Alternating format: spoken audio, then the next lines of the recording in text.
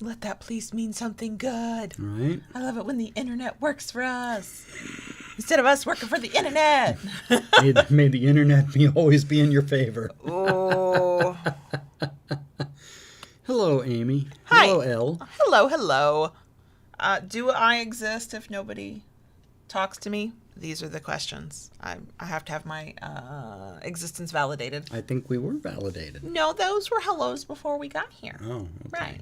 Right. All right. It's fine. We're early. I validate you. I know. That's why we're married. Okay, so for people later, and also for new people, I'm Kayla Lords. I'm John Brownstone. This is Loving BDSM, the live stream where we record our podcast. We help kinksters have happy, healthy power exchange relationships. Hi, Willow. Hello. If you arrive later and don't like this butt rub portion, many do like the butt rub portion, but if you are not one of those people, fast forward by about 8 minutes. We are here 8 minutes early. Hi, Kat. Oh, fresh and rejuvenated sounds wonderful. Hi, Blip. So, see, I'm validated. I exist. And we did our intro like real professionals. Hi, Jennifer. Yeah, I'm feeling good. We've already recorded a video today. Yeah. Mr. Spock, I need to exist. Please let me exist. Hi, Silent Wing. Hi, CW. So, yeah. We're here. Hi, Master Bobby. From the gym, yay. All right. You're doing better than me. Thank you, Willow. I am going to put it down to good lighting and good skincare and skin prep. I prepped everything. But I've got to stop looking at the 10 times magnified mirror. Even when you put makeup on, ooh, I know how all of my makeup sits in all of my pores. And I look the same. You look good. You cut your hair. Yeah. Yep. Thank you on my eyeshadow. Yeah, I got a new palette in my BoxyCharm box, and I think I complained a few weeks ago about not having enough purples. Half this palette is purple. This is actually a pink color, but it was such a pretty pink color that I just had to. So Almost like a rose color, at least. For yeah, me, it kind of is. It kind of is. Hi, Angel. Yeah, I'm feeling good about my makeup. Willow, it is not pleasant until I want to get a hair that I just with tweezers, and then I'm like, I love this mirror. It's the best mirror ever. But other than that, yeah. Angel, I really actually like BoxyCharm. I do need to go in. So they do a thing. They call it a quiz. I don't know if it's really a quiz, but it's a place where you can set what you like, what you don't like, how much you like something. And in the very beginning, I was like, I love eyeshadow palettes. And now I've got more eyeshadow palettes than I actually need. So I need to go in and like bump that down to, it's okay. And see if I get some more stuff, because I get a lot of eyeshadow now. More than I will. I mean, I truly wear makeup once, maybe twice a week. I don't need I've got 1, 2, 3, 4, 5 eyeshadow palettes. Big ones. Multiple colors? Yeah. So, but yeah, for the price with what I get, because I've got the basic BoxyCharm box, and it's 5 items. It's $25. I've gotten some really good skincare from it. I've got a new eye cream that I'm loving. I don't know if eye creams actually work, but Blip, there is a monthly box you can get from a kinky company. It's called Kink Crate, KINKCRATE. Every month they do a theme. I believe they still let you pick between being in a couple, like a couple box versus a singles box. They do kink gear, sex toys, all kinds of stuff. So yeah, and we highly recommend them. We have reviewed them before. We know them personally. Yeah. They're kinksters. They're great people. Great people. So yeah, Kink Crate. And they are pretty active on Instagram. If you're over on Instagram, they will show previews of their boxes and stuff. Fake Hat, can't compare them to Ipsy, so I don't know that level of repetitiveness.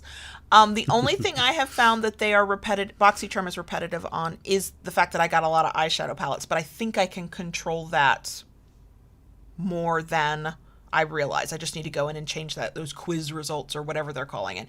But the one thing I think is different from Ipsy is that they're full-size products. And I've gotten some high-dollar items, like there's 5 things in the box and one item might be worth $40. And it is a full size, so it's not like a sample or anything. I've gotten a bronzer palette that's really pretty that actually was kind of inclusive. It didn't go to the deepest, darkest tones, but like it had more than just my shade, because it has 3 shades I can't use.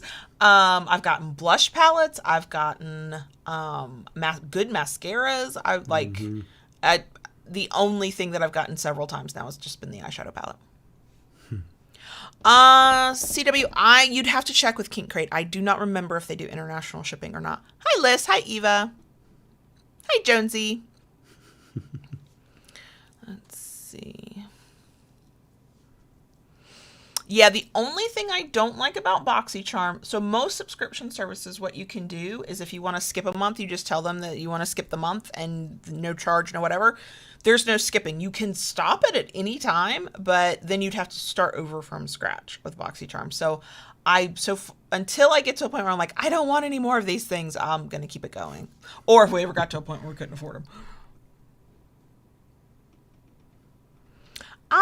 I'm not familiar with Spicy subscription, Elle, but yeah, they might.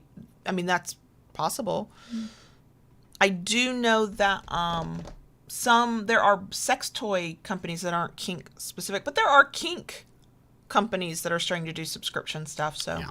Kink Crate's the one we have the most experience with. We have 2 minutes. Do you have anything? I've taken up all of the butt rub with makeup and subscription. You're doing fine. Okay. I did have to turn down. I'm not a quilter yet. It will be months before I can even maybe think that I'm a quilter. But a quilt subscription service opened up they have a wait list to get on it, and they opened up and I couldn't join because I'm not even a quilter yet. Why would I be buying a quilt subscription box? Yeah, and you were want it. You were so torn about that. You actually had to come to me, and I had to give you the no on that. I know. Yeah. And I knew the answer was no, but I just really want it. Hi, Audrey. We bought fabric to be used in something not quilt related, and I just want to touch it. I need to iron it for you. Yes, you do. I just want to touch it. So, yeah. Hi, X. Hey, X. Yeah, X and Silent Winged are coming to us with all of their data. Right. I hope your internet gets fixed soon.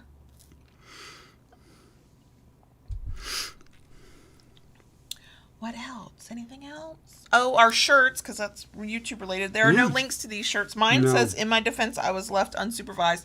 I once walked into a Starbucks as a man was walking out. He looked at my shirt and just laughed hysterically. And yours says designated adult. Yeah. Mine came from a Spencer's. Yours came from a JCPenney. Mm-hmm. So, hi, Lauren. We're wearing I'm wearing long pants today.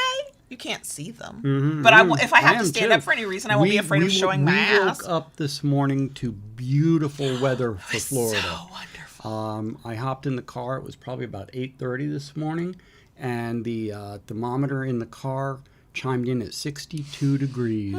This is my weather. It will last all of about a day and a half, but this is my weather. But you know what?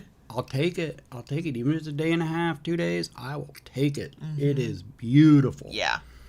Yep. Yeah. Hi, Shelby. And yes, Silent Winged, I do think from my memory from many months ago, Starbucks does have decent Wi-Fi. Yeah.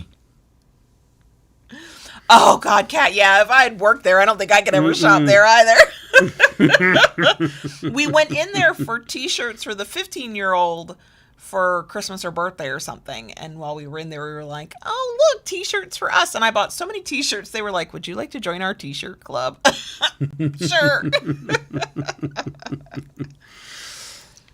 Oh, yeah. Well, it's high noon. Is it high noon? Okay, yeah. So before you hit the magic button, you were about to. You were gonna. I was not about to do anything, girl. Just do your introduction. I was setting my stuff down. Do your thing. You were jumping. I was not. do your damn introduction. Do what you're supposed to do. Oh, it's real simple. It's real simple. If you enjoy this at any point and we haven't driven you away, we love a good thumbs up. If you have not subscribed and you're like, these people seem okay, please subscribe. We do have a Patreon, patreon.com/Kayla Lords. You can join for as little as $2 a month. If you do so, you get access to a patron-only Discord, which is a very, nice, kind, welcoming place to be. And I say that as somebody who's hardly ever there. Okay. I'm just lurking. And we have a behind-the-scenes podcast each month and a special live stream every month. That next one is coming up October 3rd, 3 p.m. Eastern. You can sign up to be a patron at any point between now and then and get access to it. And that is patreon.com/Kayla Lords. Link in the description box. If you subscribe, do that. Yes, the notification bell. I know, Shelby, thank you. She just blew right on by it. So, yes, hit the notification bell so you're notified when we upload new content. Do what Daddy says, but I don't do it.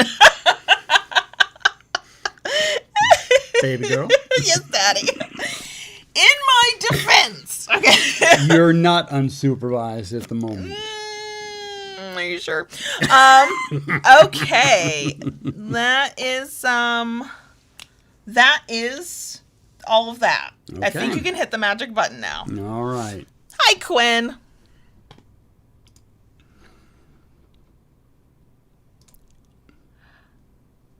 Okay. So,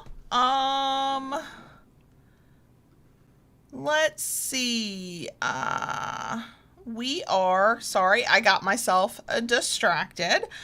We are talking about dealing with feelings of shame in a power exchange relationship. So this was suggested.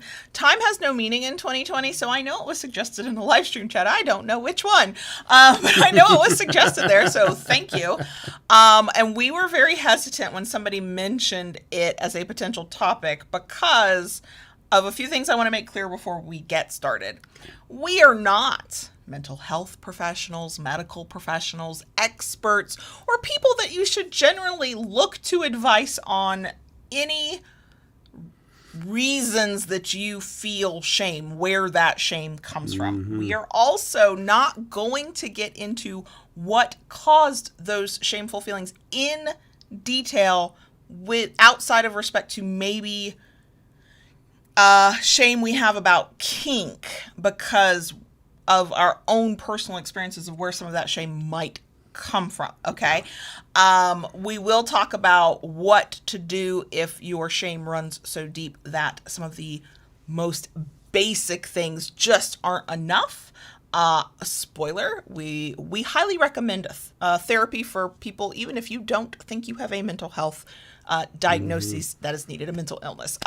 Therapy is just good in general because we all go through shit and we all could use somebody qualified and helpful to talk to. But this is more about the fact that you either have shame around kink, you have shame around your sexual desires, you have shame from what we call bad tapes, which is a very general way to explain the bad stuff that's happened to you in life that now replays in your head. And when something similar happens today, you react as if it was what happened then. Sometimes the way you reacted back then and sometimes not in a new way, but you're making that connection because it's similar. So we have no plans. So there's not really a content warning here. We have no plans to talk about trauma. We have no plans to talk about all of the stuff that goes into what can cause shame, although we will likely talk about different examples we have. Because we're not experts, because we are not the ones you should go to for that kind of information. But we have both dealt with shame that others, for different reasons, caused in us, that things that happened to us that made us feel ashamed, and how we dealt with it. So that's where this conversation is coming from. Was that enough of a disclaimer and caveat? I believe so. Okay. You did well. Okay, thank you. Also, if this is too much for you because you're dealing with feelings of shame right now, feel free to pass. It's always okay. We are always here. You do not have to listen to or watch everything we put out. If you cannot handle it in a given time, that is valid. So, let's talk about this. The reason we feel like we should talk about this is because shame that we feel for whatever reason, wherever it came from, absolutely impacts our power exchange. Yeah. Because if you are ashamed of the fact that you're kinky, it's very difficult to tell a partner that you want to get kinky with them. It can also block you from being able to fully express yourself or explore a kink or a desire. It can impede communication because you are afraid to talk about the thing that you either want to do or the thing on your mind or the thing that you feel.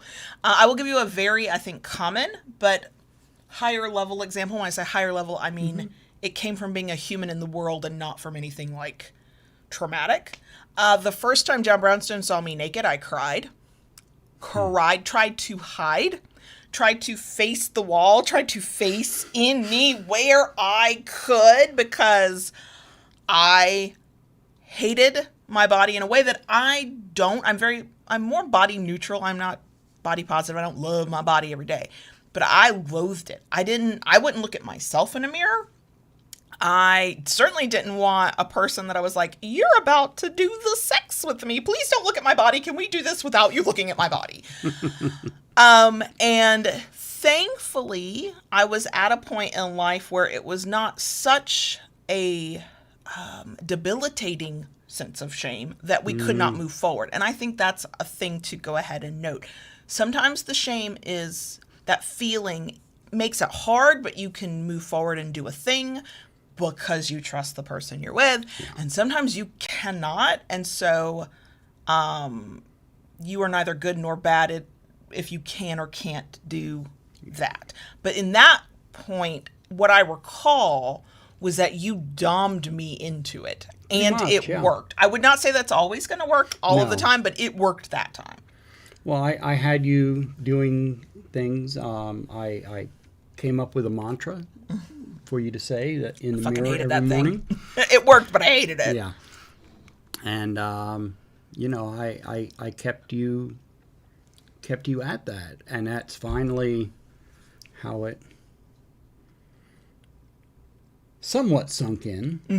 I mean, you still have your moments today. Oh, sure. And I think that it's very common for anybody, this is regardless of gender or sexuality, to have issues about their body. I mean, society has decided, let's put air quotes around that, on a beauty standard that the people who are held up as the beauty standard actually don't match because Photoshop is a thing. So we're exposed to what, quote, beauty is, what the right body or perfect body is, and none of us can really ever achieve that. And some of us are much further away from that than others. And I had spent a lifetime, thinking about my imperfect body and could I make it better, and there's so much there, and that's a whole different topic, and that would need a lot of content warnings. But in that case, you could dom me out of it, and we did set in place things like you talked about the mantra. You also have this habit of when I do slip back into that, not saying such nice things about me. You're talking about somebody I love and care about, baby girl. You don't say those things. Yeah. And it might not change my mind, but it does make me stop. And I don't know that this is true about all things that we feel a sense of shame over, but I know in that case for me, not being allowed to say mean things about myself actually over time, this is not an overnight thing, decrease the amount of times I think not so nice things about myself, to the point that I do feel like I am often body neutral, almost to my own detriment. Like when the eyebrows become two caterpillars trying to grow together into one super caterpillar, I don't notice because I have thought nothing of my looks or my body or any part of that part of me for so long I forgot to look in a mirror. I can go days and not look in a mirror beyond, oh, I've got to put moisturizer on my skin. Like, it's not always a good thing. It does also mean that sometimes the clothes stop fitting and I didn't notice because I was just not thinking about it.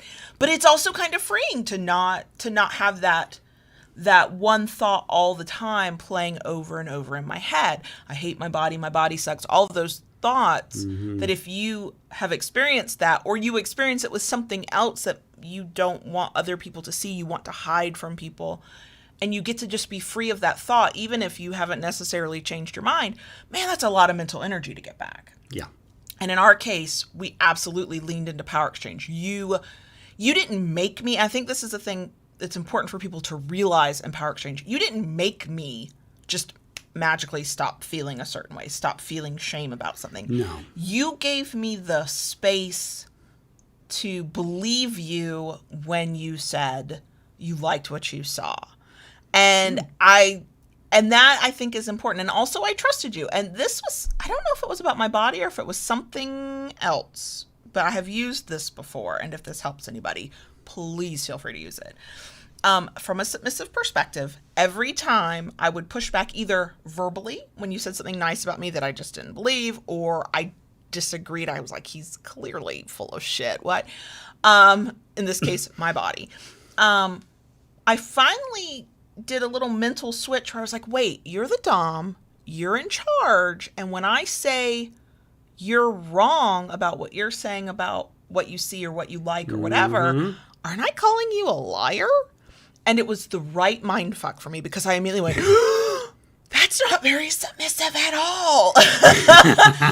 And again, I was at a point in life where that message could penetrate. I think it is possible, highly likely, probable for many people to be so deeply entrenched in the things they feel shame about that it takes a long time for that message to pierce through and to hit them in a place where they're like, where you're in the right mental space to go, you might be right.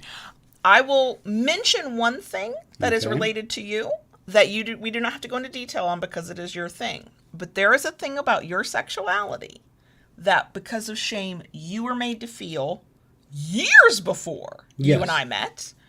You and I have been together for 7 years, and only twice have I gotten you. I don't want to say I've gotten you, like I didn't manipulate it. No. But where we've had conversations and I've urged you to the point that you're comfortable with to say that thing out loud or in semi-private places. I mean, it wasn't like you didn't go on national news to go, let me tell you this thing about my sexuality. And you still, to this day, hesitate because of what you went through all those years ago. Because of what happened all those years ago. And I think part of that reason is because where I talked about this part of my sexuality was supposedly a safe place. All right? And I got hit so hard on that. And in actuality, I've actually been kind of chatting with somebody about all this. See, a number of years ago, and even now, I identify as bisexual.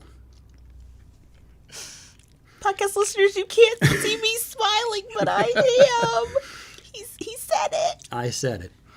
And now, like I say, I've actually been talking with somebody about that, and I've actually thinking back about this. In more ways, I believe I actually more so identify pansexual. Yeah, because that implies two. And yeah, I've totally seen the people you're attracted to now. Yeah. So, across the gender spectrum. So, really I'm pansexual with a very big dash of demisexual. Oh, yeah. I believe that about you. Yeah. Yeah. I can see it. He does not need me to validate his sexuality, y'all, but I can see it because I have witnessed it. Like, I know it. I'm like, yes, that tracks. I would not have necessarily put those words on it, but that totally tracks. Yes. Yeah. But, it because of when I all those years ago when How long ago was that? I know it was before me, so it's more than 7 years ago. It was at least maybe 10 years ago. And yeah, because it was in a safe place, a supposed safe place, the hate and backlash that I got from that was tremendous. Even to the point that several people whom at that time I deemed as good friends wrote me off and wanted nothing more to do with me. At this point in time, I'm pretty much reaching a point in my life where I have you have fewer fucks to give than I did then. Teach me your ways, Daddy. Teach me your ways. I would like to give fewer fucks. But at that point, it was really difficult, and you're right. It's taken me because it left such a major impact on me. Yes, and the first time, I mean, I've known. Would you prefer pansexuality? Because we always talked about it in terms of bisexuality, but what would you prefer? I think pan is more fitting. I've known about your pansexuality since pretty early days. I mean, you didn't lead with that. Hi, my name is Southern Sir, and I'm bi, which is what he would have said then. But I've actively encouraged you in a lot of different ways that were I'm not going to lie, total turn-ons for me, to think about, for you to go explore that side of yourself. And, I can fight for you in a way I can't fight for myself. I think this is maybe true of some other people out there. So when we would be in spaces where I believed you were safe to just be who you were and say it if you wanted to say it, because there's no requirement that everybody come out. You do not have to do all that. But with the circles we travel in, sex bloggers and kinksters and content creators, it was if you can't say it here, I don't want to be in. It wasn't if I can't sit here, where can I say it? That's not how I looked at it. It was, if you can't say it here, I don't want to be in this space, because I kind of wanted to go like Mama Bear on. Yeah. You got something to fucking say about his sexuality? Fuck you and the horse you rode in on. I'll fight a bitch. Come on, let's go. I just had no patience for it. And the few times we talked about it, but there's also this line to straddle of, I didn't want to push you because it's not my life, it's not my thing, it's your thing. But I also wanted to encourage you, because this was the last conversation we had, is the same conversation we had several years ago. If the people that we are in circles with will not accept you for who you are, then those are not the people we need to be around. And I'd rather know that up front, quite frankly. But that is super easy for me on the outside of that sense of shame to say, which is why when you are the partner, realizing that you're the person you care about, dom or sub, feels a sense of shame about something, it's not enough that you don't feel the sense of shame, or that you think, well, you don't have to feel this way. Well, that's lovely. I wish life worked that way. Yeah. You and I at this point that's a 7-year process to where you just said that into a microphone and it will now exist forever. You took baby steps. You sort of did a little virtual raise your hand in a list of bisexual bloggers a couple years ago. Yeah. And then in our Discord, you kind of said it there. But this is the most public, and this is the first time you're saying pansexual, and that was truly a 10-year process, but with somebody who supports him as he is, who he is and who he loves, that was still a 7-year process. And I think that's important to note. I love you. I don't want you to feel ashamed of any part of who you are. If I don't like something about you, I'll let you know. Hasn't happened yet. We're fine. I mean, yes, there are things that So, of course, I don't want you to feel shame about anything, because I think you're great. Even the things that we can all use a little work on. But that's not my decision to make. And this goes back to our topic on being a fixer. To my fellow fixers out there who want your power exchange partner to be happy and to realize their worth, you cannot fix that on your own. That is No. a partnership thing, because Yeah. you have to be in a space where you want to do whatever is necessary to do that. True. You have to believe it for yourself. You have Mm-hmm. to get to your own level of comfort. We can go back in another sense of shame. Before you had language for it, you were dabbling in kink in your 20s. Yes, I was. And you, like, all levels Well, of kink shaming Yeah. up until recent. There, back in my early 20s, I was doing things that now today I think nothing of. And the thing is, back then, all BDSM existed. It was there, but it was all in the back streets. Mm-hmm. It was in magazines, in adult stores, and where I was living, where I grew up at that time, we didn't even have that. Mm-hmm. Okay, so that wasn't even an option to explore. And the relationship that I was in early on,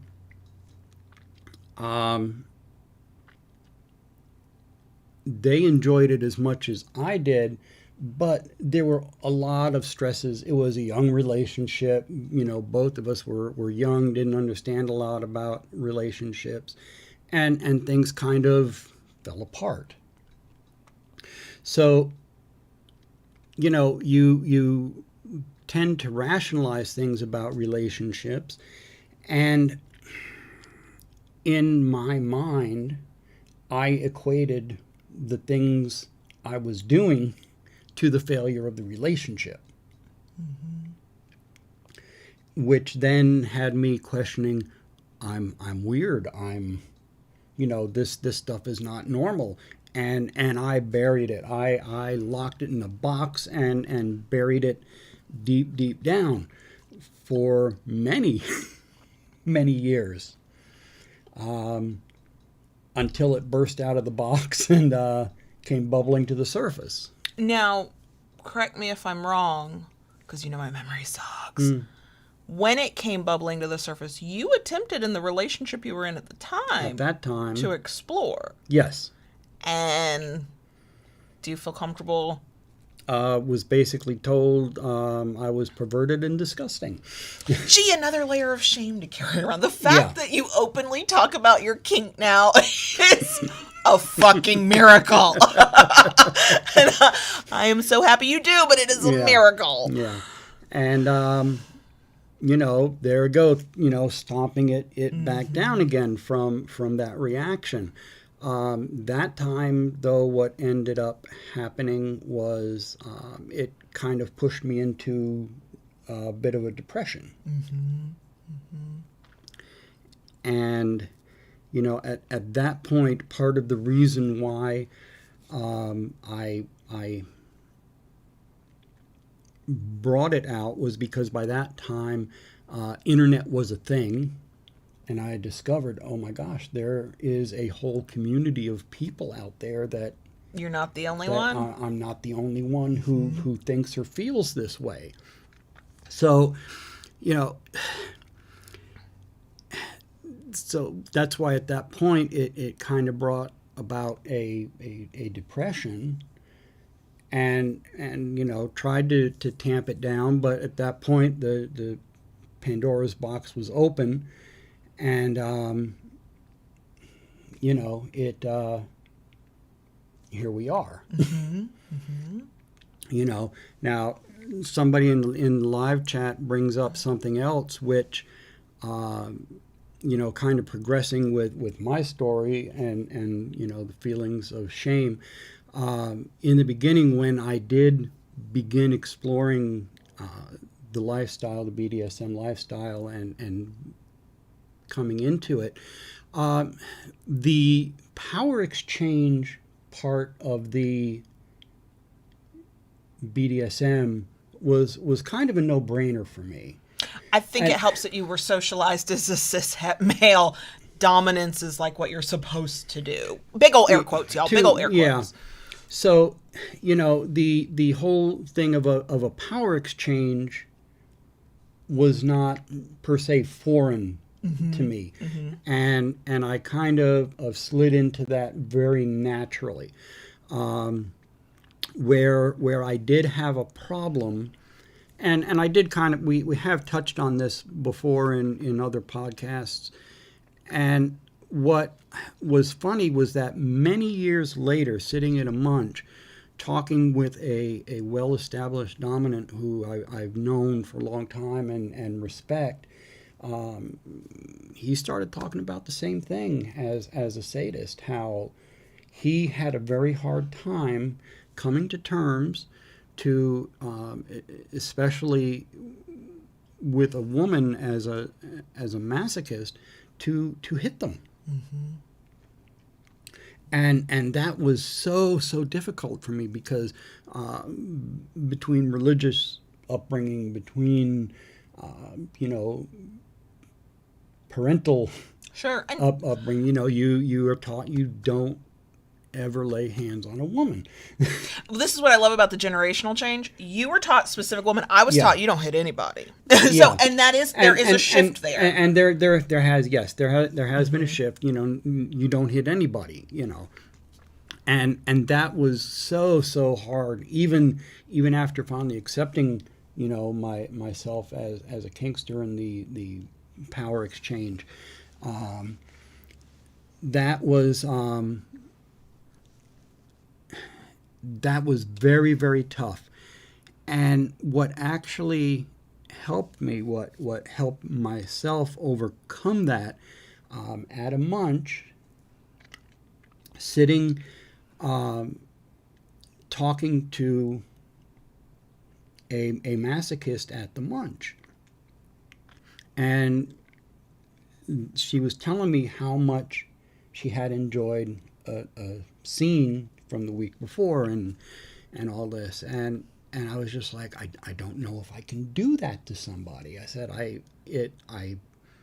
in thought-wise, I like the idea of it, but I don't know if I could ever actually do that. And she said,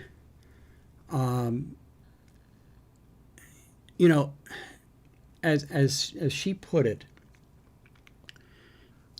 when somebody spanks me,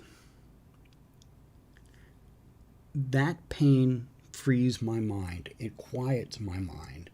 It brings me to a place that I cannot normally get to on my own. And it is something I desire. It is something I crave, as she put it. And it's not, and she put it to me this way, and this was when the whole thing of consent all those years ago finally clicked into place with me, because she was like, and I said, because I even said, how is that not abuse? And, she explained to me, because all I have to do is utter one word and it all stops. It goes no further. And when somebody puts me on a cross, puts me on a bench over their knee, and they spank me, to me, it is an act of love, and they are giving me love. And from that conversation, that's how everything clicked in my mind. I'm curious because your experience of the feelings of shame around your kinky desires is not one I've experienced, and we get a lot of questions about that experience. So, and I am no help. You had that moment, that realization, that understanding, that click, as you put it. What were you able to move forward more easily almost from that moment, or did you still have things you had to work through in order to get to where you're at right now, which is, oh, you're willing, so am I. Hi. It was it was kind of a mix. Okay. There were moments when I leapt forward, and then there were moments I took baby steps. I think that's life. That makes Yeah. sense to me. I would have Yeah. been shocked if you'd been like, oh yeah, from that day on, I was just spanking anybody. No, to say fast. Yeah. to say it was just smooth sailing after that. No, there still were some things I had to overcome. But I mean, there were some points of big growth, and then there were just little spurts. And in a way, I've watched that play out with you coming not to terms because you knew what your sexuality was, but to feeling open about talking about your sexuality. I've watched you have that experience. So that makes sense that would also be your experience with kink. Do you have moments now in the relationship we have where it's kind of anything goes within our limits, and I'm not going to judge or shame you. Right. Do you, even now though, 10 years later, more really if you think about it, 30 years later, ever have to combat those old feelings? Do they ever rear up a little bit for you? They do. I don't think they ever totally go away. I think it just becomes a little easier to work through them. How do you handle it when you feel that happen? The internal dialogue starts. I can always tell when you're internally dialoguing. I was going to say, with me, when that is, because you see me doing little hand gestures like I'm having a silent conversation. My lips move when I talk to myself. His hands move. Yeah, my lips don't move, but my hands are, doing this. So, it just becomes a bit of internal dialogue. Do you find that it's easier or quicker to kind of work through? Yeah. Yeah. Yeah. I think I would say, y'all know I don't like to speak in absolutes or universals, but I would think that would be very common of any source of shame, because you can't just completely rip away from your memory banks the things that caused you to feel that shame in the first place. They always exist within you. All you can do is learn to work through them, work around them, live with them. When you hear it, say, no, Yeah. that old voice, that bad tape, that bad person tape, yes. from my old life, you don't have power here. But that becomes a conscious decision to be able to do that. And I think, I try not to make too many notes on this one because this is a big topic, and two, I didn't quite know where we were going with it. Yeah. That one of because people will ask, well, how do we get over this? How do I stop feeling so ashamed? And there's no easy answer. Of course, we go back to communication because it is the bedrock of it all. Right. But I think in terms of shame, and especially when it's something from your past that either is no longer something you deal with, but it still lives within you, or God knows we have family members who we haven't completely pulled away from, but they have an ability to trigger different feelings in us, good or bad. So communication is not always just enough. It's not like, oh, we can have a conversation and now I don't feel shame anymore. Like, that's just not how life works. I think in terms of, especially maybe related to kink or body or sex or sexuality or all those things, if a partner can help you at all, or if anybody can help you, I mean, this would even be your therapist. One of those things is trust.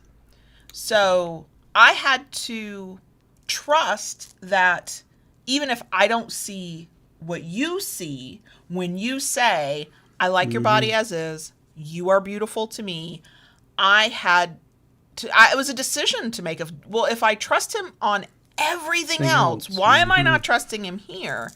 Even if I don't believe it. Now that to me is a mind fuck. To believe that you believe it, even if I don't understand it. It's like I'm holding two disparate thoughts in my head at once. And normally that's cognitive dissonance, but I'm making it work. Well, one of the, in that train of thought at the moment, one of the things that took you a long time when we first got together.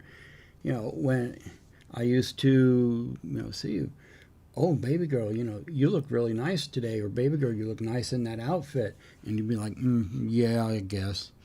And you did that so often, I had to step up and say to you numerous times, I said, baby girl, when I give you a compliment, the proper response is, thank you, daddy. And here's what's fucked up about that, to my fellow submissives out there. Even when you're like, I don't believe it, but I'm going to say the words because I don't want to get in trouble. You say the words without, quote, put air quotes around this, believing it often enough. You might not believe it with your whole heart, but I have found that you stop thinking the opposite. If I know every time you say something nice to me that I'm not allowed to respond with anything negative, and I have to say, thank you, daddy, and I have to say it like I mean it. Like, if I don't say it like I mean it, we're going to sit there for until I do. There is something powerful about it. Is one of the few times that a stereotype, a platitude, like a cliche, like fake it till you make it, can actually be applied. The mantra you had me say. I fucking hated that fucking mantra. Felt stupid as fuck doing it. Did not enjoy it. To this day, I'm still a little bitter. But what I did notice was that the longer I went saying it daily, the less the thoughts of what I didn't like about myself intruded. There just wasn't space for them. I'd sort of pushed them out with positive words that I would tell you that I thought were a little bit bullshit. I would say that still works. The idea of trust and the idea of repetition still holds true whether you're in a relationship or not. So the more you kinked up your life and moved forward, before you met me, before you even had the relationship that came before me, and explored that, the more the repetition of it, the repetition of seeing other people that are like you in some way, we're all unique, but you know what I mean, the repetition of doing the thing that you're into and the world not falling down around your ears, right? To me, that would lend itself to trusting, if not yourself, trusting in this thing that you're doing. Does that track? Yes. That this is, we're talking about. But it's all, not just trusting in the thing that you're doing, but trusting in yourself to do that thing. And that what you want is good and right and okay. Yes. Especially if you hold true to your principles, ethics, morals, and values, like consent is required. Yeah. If you're going out there just doing what the fuck you want and don't care about consent, well, stop trusting yourself so fucking much. And do no harm. I mean, that's right. And I think that's something. I don't think it applies to my example, but I think it could absolutely apply to kink. If you set for yourself ground rules, boundaries of what, in this case, the kink lifestyle means to you in a way that you can reduce your sense of shame about it, meaning consent is required, communication has to be present, do no harm. Those internal rules, I think that can help you on the path to learning to trust in the thing that you're interested in and in yourself. I do think caveat time, because I know how I am, having those internal rules for yourself need to be firm but not dogmatic. It is very easy to set such firm rules for ourselves that we don't allow ourselves to explore other things. I do not mean about do no harm and consent. But if you say, I can only explore my kink between the hours of 2 and 4 p.m. on the second Thursday of every other month, and that is how I know I can trust myself and it will be okay, you might have boxed yourself in too much and not be able to explore enough to learn how to trust yourself. What's funny is I see a parallel there. Shame, and not that these things are necessarily connected, though there's probably a connection sometimes. The way we're talking about in slow ways dealing with some shame you may feel about kink, about yourself, about whatever, reminds me of ways I deal with anxiety. So I do not necessarily mean my generalized anxiety about nameless things that scare me and send me into a frenzy for weeks, but the things I am anxious about that are situational. So, the way that I have, so some people people perceive me to be very confident about certain things when I'm over here going, I'm an anxious fucking mess. Why do you think I am confident? And then I realized that there are things I'm confident about. And the way I became confident was I was afraid of it, I was afraid of it, I was afraid of it. One moment, something, like all the neurons fired, something clicked and connected at the exact right moment. I took a leap of faith and did the thing I was scared of, which I think there's something to that in shame, because there probably is a connection with shame and fear. I'm just not qualified to talk about that. And so I did the thing I was afraid of that made me anxious. The world did not burn down around my head when I did. And then I did it a little bit more, and I did it a little bit more, and I learned to trust myself. And so therefore, I was no longer anxious about that thing. Yeah. You know what? I can make that connection with shame in terms of who I am as Kayla Lords. So when I started as Kayla Lords on the internet, not my legal name, I hope nobody is shocked by that. You might be. I did everything I could to hide myself. I was terrified of being found out. I wanted to be anonymous on the internet, she says while staring into a camera. Because one, there was the pragmatic thing of, oh my God, if my job found out. Oh my God, if my ex-husband found out. Oh my God, if who the fuck knows found out, all opportunities would be lost. I made decisions along the way that were not about losing my anonymity, but that gave me the freedom to reduce my anonymity. And so even when I was afraid, I made choices. I was still afraid because I knew that I couldn't lose a job over it. And I know my family situation. I'm not losing my children over this. No. But I was still afraid of people that I knew and loved finding out. And I always said it was because I don't want hard conversations. And I didn't want hard conversations. It was actually because I didn't want to be shamed about it. Not because I felt ashamed. I didn't. I'm very proud of what we do here on the internet. But I didn't want anybody outside of my vanilla life trying to shame me for it. And then the day came when they could have. The first time occurred when I told my family, hi, guess what I write about sex on the internet? I did not talk about BDSM. Alternative lifestyle is the term we used. And that went fine. And then a year and a half, 2 years later, maybe 2 years later, I did try to get shamed about it. And had it happened a few years earlier before I was comfortable, I could have been shamed. I might have shut it all down. Because the anxiety over who I am as Kayla Lords had faded at that point. I was pretty secure and pretty confident. And the shaming was coming from somebody I don't always respect. That is key. That is truly key. I think sometimes I could not be shamed, but I realized that I was no longer afraid of thinking I had to stay anonymous because somebody who could have shamed me was no longer capable of it. That doesn't mean people wouldn't try. Of course they would try. And if some really mean, awful human being found the right combination of words, I could absolutely feel a sense of shame.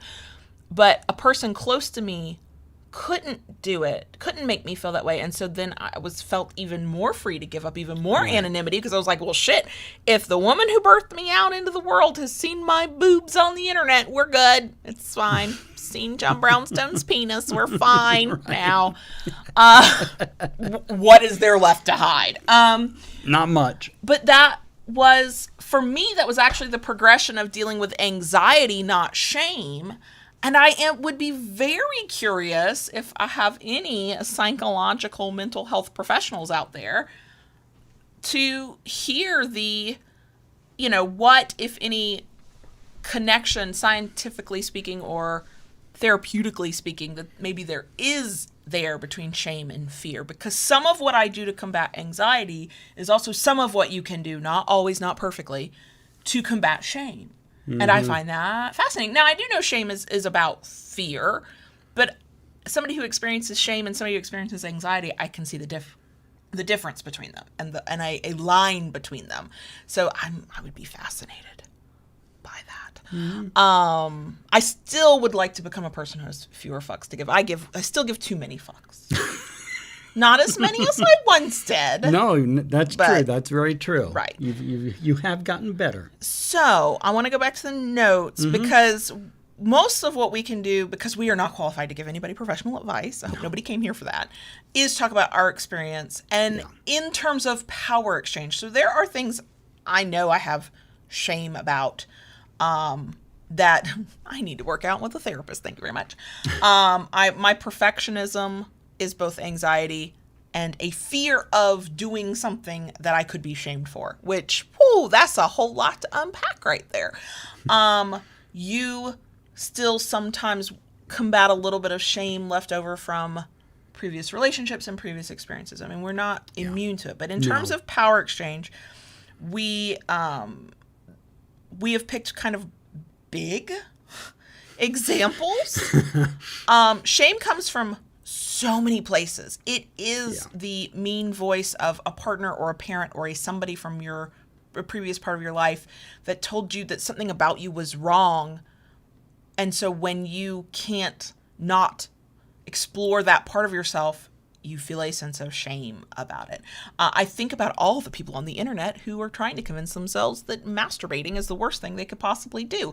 Why? Because somebody in a position of authority with them, or somebody in a position of respect at one time with them, told them how evil it was, and my heart hurts for them, except I need them to stop being so rabid on the internet because they are not helping themselves. But, we have all of these hang-ups. We have hang-ups about how we look, about how we act, about who we love, about what we do, about our kink, about our power exchange. And it comes from some place. And usually it comes from one of two main sources, either what society tells us in general, the quote, air quote around this word, expectations of the place we grew up, the place we live, the society within which we live, the culture within which we live, and or directly from a person who had some connection to us where we trusted them, we relied on them, we saw them as a source of authority, something. They have said or done something, purposefully or not, and we have walked away with that internalized sense of shame. Now, there are a lot of other reasons that happens as well. Those are just the two that my not an expert self can come up with because of my own experiences. Communication, yes, key. Trust in both yourself and a partner. If that partner can conceivably help you through it. Some forms, nope. Partner's not going to do it. You might not even be able to do it on your own. That's okay. That's where then we come to the third thing, which is I highly recommend a therapist for anybody who can access that care. Okay? I know it's not accessible for everybody, and that fucking sucks. Would the world be a better place if everybody had access to quality mental health care? Yes, it totally fucking would. If you have access, use it. It is a privilege that you do not realize you have. If you have an affordable copay, if you get 5 visits a year for free before you got to pay anything, whatever. If you can just afford it, whatever it is. And you don't have to think you have a mental illness to need to go see a therapist. You could just be like, I cannot stop feeling a way about this thing. We always get asked this. It is an imperfect option, but it is an option out there. Kink friendly therapists, those are our jam. My last therapist I found on the kink friendly professional kink aware professional list. I'm going to get that link. It will be in the show notes for podcast listeners. All this scraping you hear is me trying to get it for the live stream people. You can do a search for your area. You can do a search for a lot of professionals. Counselors, therapists tend to be more than almost anything else. We live in a virtual world now. As long as a therapist is licensed in the area you live and is willing to work with patients who live in your area based on their own licensing, you Zoom and Skype are things, and it's a pandemic, so I would probably recommend that. But I think we also need to normalize just fucking talking to an objective third party who has nothing to do with where our shame came from. It's not our mom. It's not our BFF who said something snarky 5 years ago about kink without knowing we were kinky. It's not, the ex that, because we have children together, we have to interact with, but every time you see them, you feel all kinds of ways. Like, no. It's also, your partner should not be your therapist. I see people say that sometimes. My partner's my best therapist. No. If your partner is somebody that you can confide in, wonderful. If they're somebody who can help you brainstorm ideas of how to get through a thing, great. That is not the same as a therapist. No.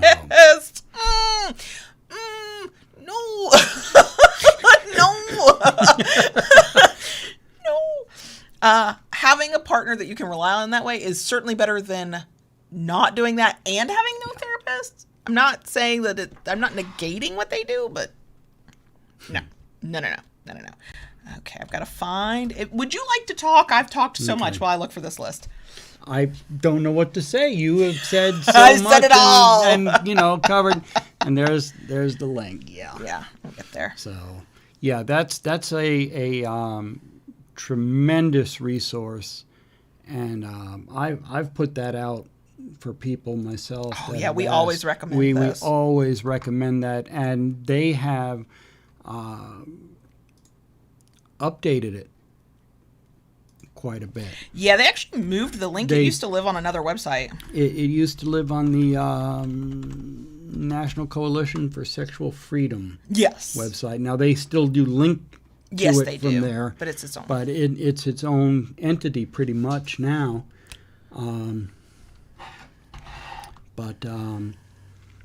Yeah, no, it's been it's a tremendous resource, and they even it's been a little while since I've dug in there, but they even have kink-aware doctors.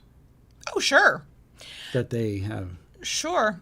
For live stream folks, and if you're watching on YouTube later, it is now in the description box. Podcast listeners, we will link in the show notes. I've seen in the live stream chat that a couple people don't want to necessarily talk about BDSM with their therapist because they don't want that to be the focus. I think that makes total sense. What I remember from having I was constantly trying to figure out, because it didn't feel appropriate to ask, nor should he have answered if I had. I was constantly trying to figure out which side of the slash my therapist was, because he totally gave off Dom energy, but I was like, yeah, but I give off Dom energy. That don't mean shit. Did not ask because I felt that would be inappropriate. But the cool thing, what I liked about having a kink-aware therapist who understood power exchange, and I think this meant that he was a good fit for me. So it is about finding the right fit, is that the only 2 times that BDSM or power exchange ever got brought up in that conversation was if I brought it up first and said, within our power exchange, I'm struggling within our power exchange because of this. And I had the freedom to say that, which is why I wanted a kink-aware therapist. The other time would be if we were talking about a change in our relationship or a struggle I was going through. And I want to say he maybe did this over the course of 2 years of sessions? 3 years of sessions? Maybe 3 times he said, how does this track with your power exchange? Are you consenting to this? He did that check-in because he knew I was submissive to make sure that whatever the issue was I was talking about, that I had consented to whatever thing I had mentioned. That was it. So I think if that is the beauty of a kink-aware professional, because I want the freedom to go, my issue is not the power exchange. My issue is my generalized anxiety, my social anxiety, pick a thing, bipolar disorder, pick a thing, childhood trauma, pick one. But I also wanted to be, and if I had ever felt like he was focusing too much on the kink, I know I would have had the freedom and been comfortable enough to go, this is not my problem. This over here is my problem. So, but I was also able to explain things in terms of my power exchange. Yeah. And that was the freedom I wanted.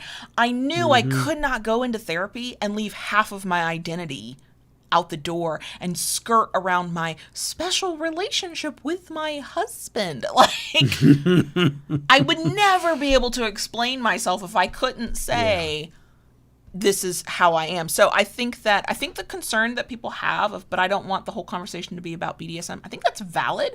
I think the right therapist for you will hear that and go, okay, fair enough. I'll leave it alone. I definitely get where people would be like, I do not want to educate my fucking therapist. on kink just to get through this session. Like, fair. Totally fair. Y'all, totally fair. Makes sense. So if you can find somebody who is kink aware, it's huge, huge, huge, huge. To the extent to which you are comfortable, you can sometimes reach out through FetLife, like in regional, local, statewide groups, and go, does anybody know of, or is anybody here? Now, just because you get a name, don't be calling them and setting an appointment. Do some vetting, do some figuring them out first. But we've done that for all kinds of professionals. We did not do that for therapists because I found somebody in my area. But yeah, if the shame is not something, if it is debilitating to your life and you are struggling to live your best life, have the power exchange that you actually want to have to function, that all of the other things of trust and time and communication and none of that helps, then yeah, we cannot tell you what to do, but I would please reach out to a professional who can help you work through those things. I know I have things I need to work through. There are things worse than this, but let me use hyperbole for a minute.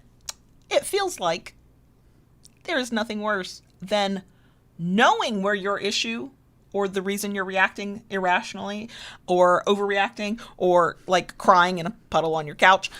There's nothing worse than knowing why you're doing that, knowing exactly where it comes from, can pinpoint the moment in your life and still not being able to fix it. It's almost like I would rather just not know why I'm having this reaction. Why have I got to know about it and be able to do nothing because I'm just me and I'm not qualified. So self-awareness is a wonderful thing, but also there's that. Just saying. Just saying. Yeah.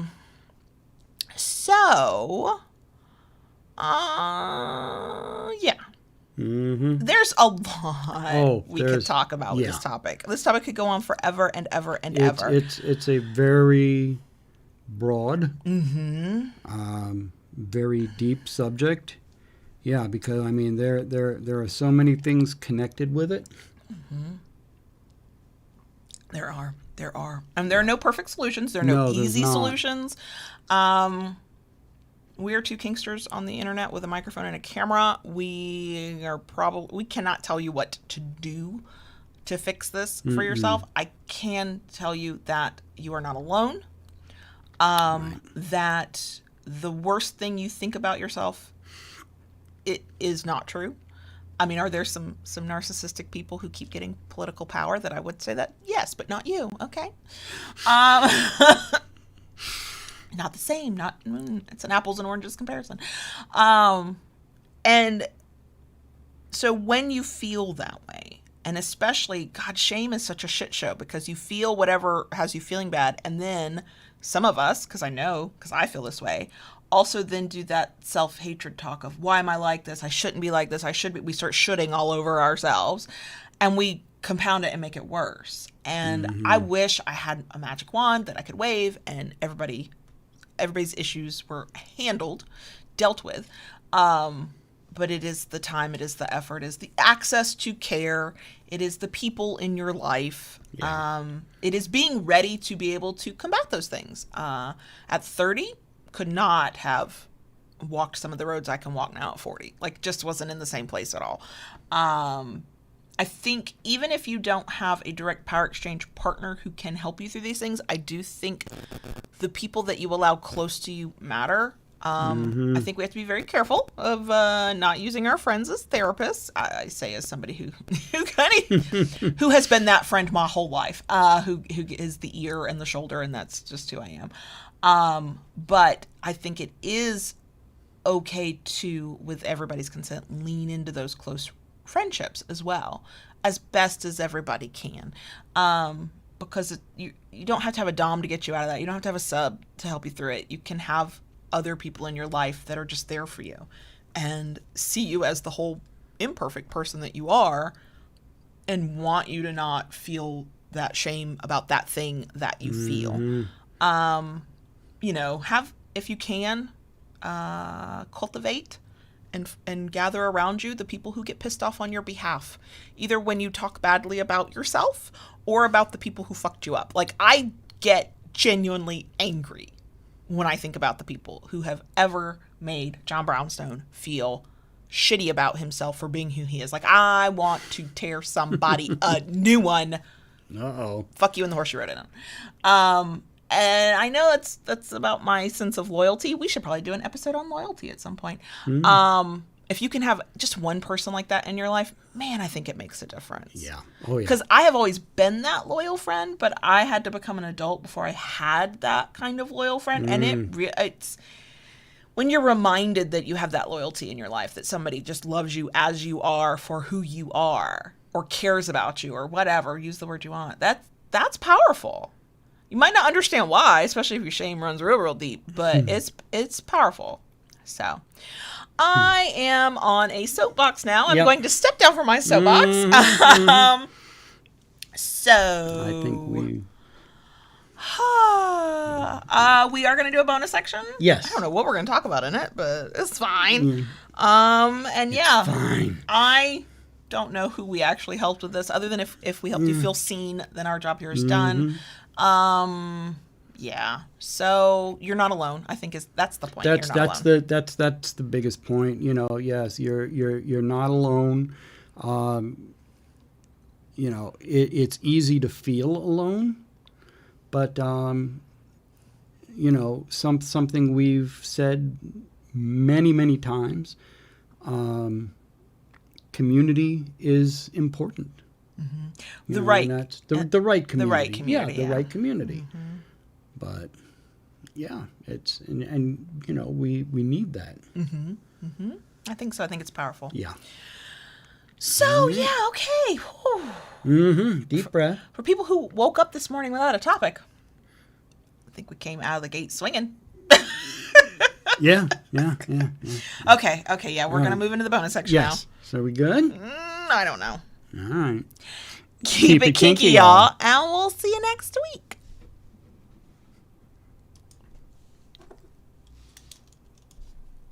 Dottie. Yes, baby girl. Can I talk to the cricket? Why do you want to talk to the cricket? You've just been talking and ranting and soapboxing and... Because we all know I could do one of those telethon live streams and just talk for 9 hours. Yeah, until your voice gave out. What's the dude's name? Oh, he was like, he did the MDA telethons. He was the...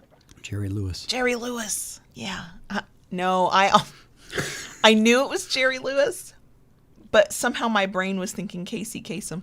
Different guy who could talk for hours. Yeah. I could be either of them. Okay. But for kinky people, I could just talk. I'm capable of it. Talk to the crickets, baby girl. Thank you, Daddy. Not that I haven't been talking to y'all for a couple minutes, you know. Right. Now it's just... fine. Now it's official. Yes, it's official now. What's our emoji of the week? God, there better... I don't want there to be a shame emoji. Is there a shame emoji? Oh my God, I feel like I need to check my phone. Well, there's the emoji with the person putting their hand over their face. The face palm emoji? Yeah, that's not...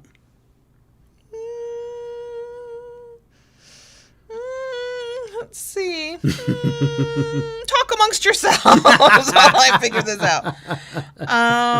Oh no, there is. There is an emoji of a face covering its mouth. Let's see if I can find it and show the live stream chat. Yes, I see. Okay, and I see it. If you are a subscriber to the newsletter, you will see it because I always put the emoji of the week in the subject line. There's your Easter egg. Right. I can't find it. I don't see it in that one. No. Yeah. Do these emojis suck? Oh, YouTube emojis, you suck.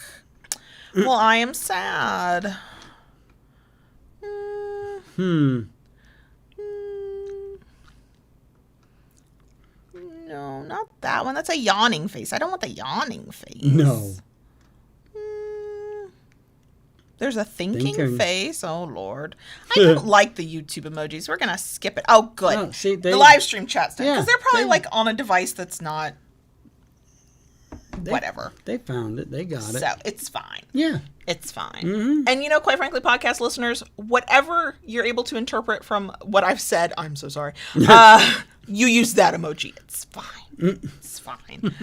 I will say, so I meant to have this conversation with you before we started live streaming on Wednesday. Uh-oh. But now is as good a time as any. Oh, goodness. Oh, goodness. We have our Friday night YouTube hangout at 9:30 Yes. on Friday. The 15-year-old will be at a football game. Oh. Oh, so I don't know what that means. Okay. What we'll do. We'll figure it out. Well, I guess the thing I feel like we should say now, ahead of Friday, sorry, podcast listeners, we're time traveling now.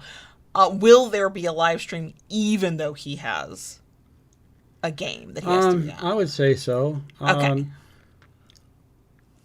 I'll go pick him up and come back and Oh God, just jump back in. It'll be chaos if you leave me here alone with the live stream. Yeah, I know. You'll be unsupervised. No, so everything that happens will be your fault because I was left unsupervised.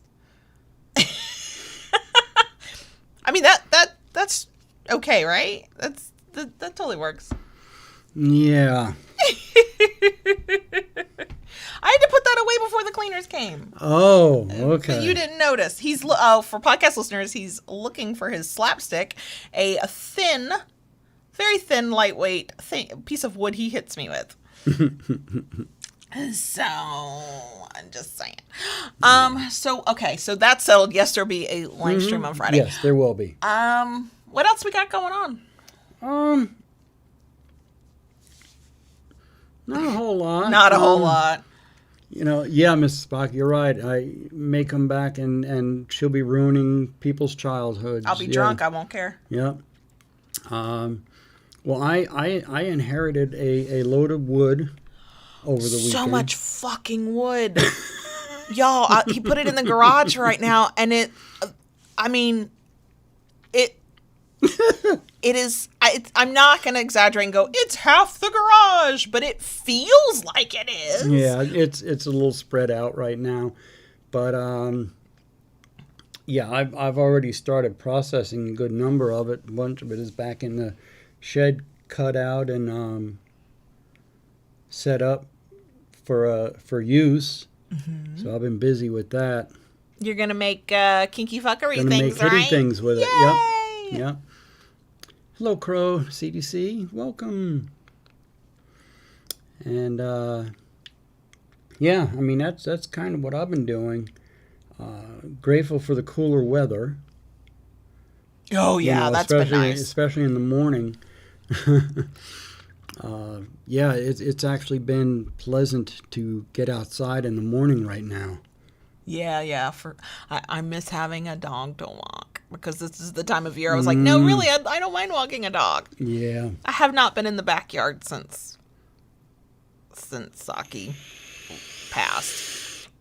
I genuinely, I have not.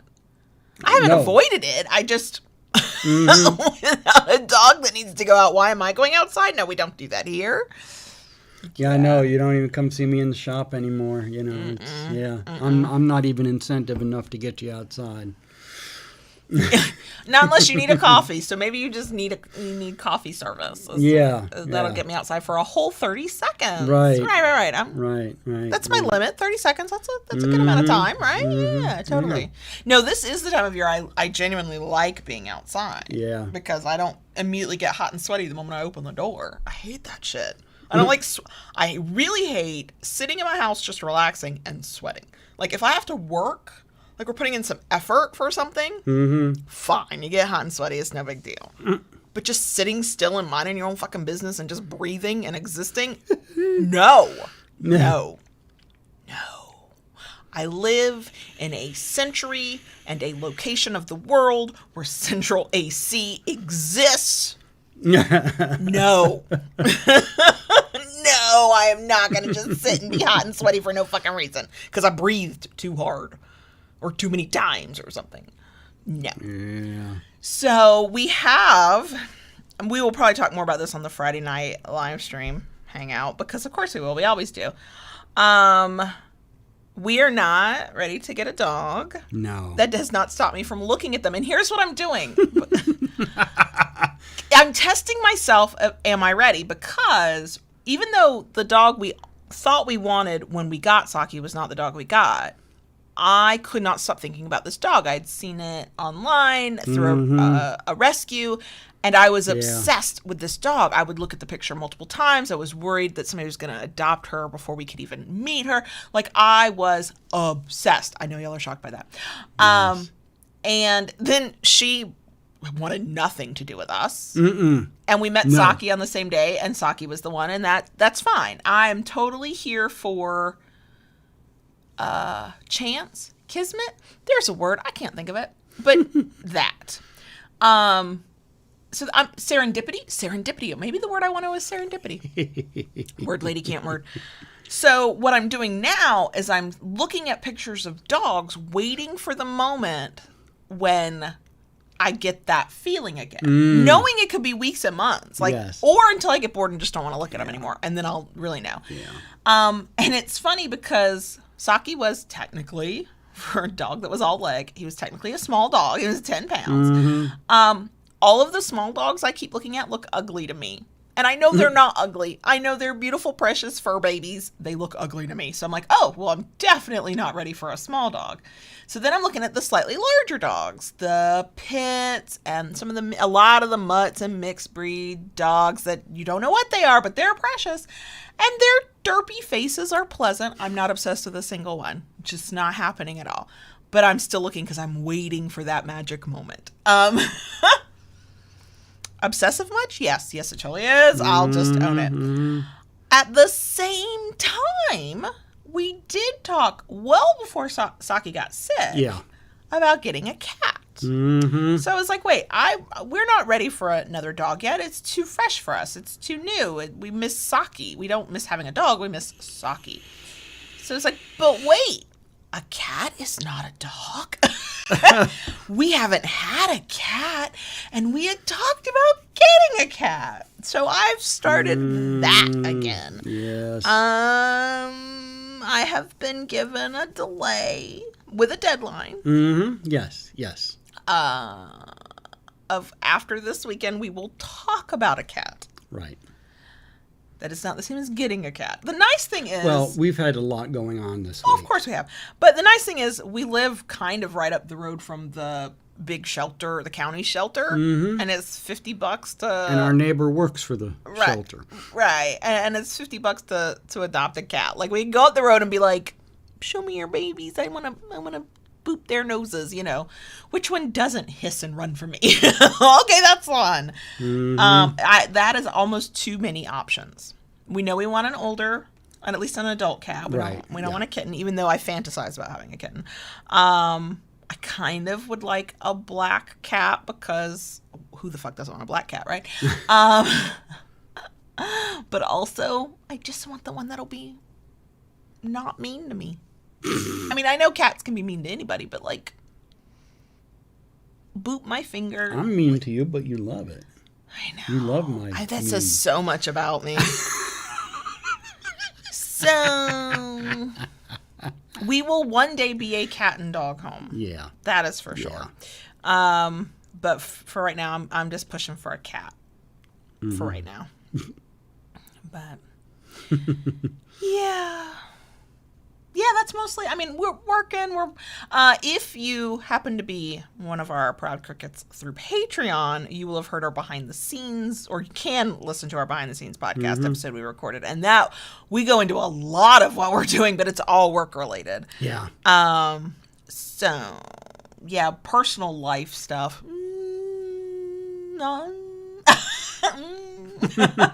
I'm wearing pants today. Like that's my thing. And what I mean when I say that, I technically am always wearing pants. I'm wearing long pants that cover all of my leg. That's what I mean. So, but yeah, it's just been a crazy week here. We've had so much going on. Yeah. Monday came along and we kind of hit the ground running. And in a good way. In a good way. Oh, Very yeah. productive way. It's been good. It's been productive. But, yeah, and it just hasn't slacked off yet. So, but, you know, we just keep going. Keep going, drinking coffee, and keep moving forward. I know, I'm only on my first coffee of the day, and y'all, it's 1:16 p.m. our time. I've only had the one coffee. I have had what feels like a gallon of Diet Coke, and I only drink half and put the rest in the refrigerator. So it's not like I'm not caffeinated. I know. Well, fake cat. Oh, she's like a black cat. And...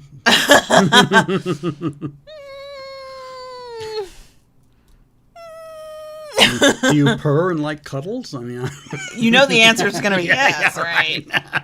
Lord, we're a bunch of kinky people. A minimum a third to easily a half of the people are going to be like, yes, I like cuddles and I will purr for you. They might not even be into pet play. They'll be just like, yes, that is. I mean, I make not purring sounds, but I make happy noises. I don't know. The worst part is I know what I want is some sort of fluff ball in my life who will cuddle in love with me, and we will not get a cat that wants to cuddle with me. I know that. I know how life works. Oh gosh. So, yeah. The live stream chat has devolved in a great way. Yes.